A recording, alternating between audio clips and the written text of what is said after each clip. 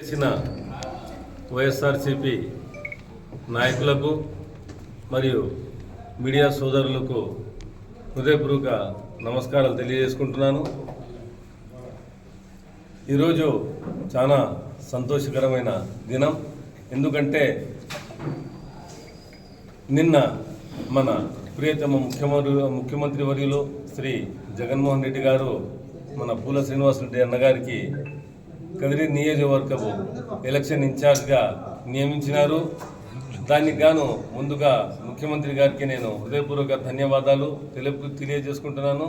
అలాగే పూల శ్రీనివాసరెడ్డి అన్నకు హృదయపూర్వక అభినందనలు తెలియజేసుకుంటూ రానున్న ఎన్నికల్లో ఏ బాధ్యత మా ముఖ్యమంత్రి గారు ఆయనపై ఉంచినారో దానికి వారు తప్పకుండా న్యాయం చేస్తారని, మరియు కదిరి నియోజకవర్గంలో ఎక్కువ మెజార్టీ వచ్చేదానికి ఆయన దోహదపడతారని, నా విజయానికి తప్పకుండా ఆయన కృషి చేస్తారని ఆశిస్తున్నాను. ఎందుకంటే చాలా సీనియర్ నాయకులు మన పార్టీలో. అదేగాక 2014 మరియు 2019లో 2 ఎలక్షన్లో ఆయన చాలా కష్టపడి అప్పుడున్న క్యాండిడేట్స్ని వాళ్ళ గెలుపుకు చాలా కృషి చేసినారు. అలాగే నాకు కూడా తప్పకుండా గెలుపుకు ఆయన కృషి చేస్తారని, మరియు ఏ గురుతర బాధ్యత మన ముఖ్యమంత్రి గారు అప్పగించినారో దానికి తప్పకుండా ఆయన న్యాయం చేస్తారని ఆశిస్తూ అన్నకు మళ్ళీ నేను హృదయపూర్వక అభినందనలు తెలియజేసుకుంటున్నాను.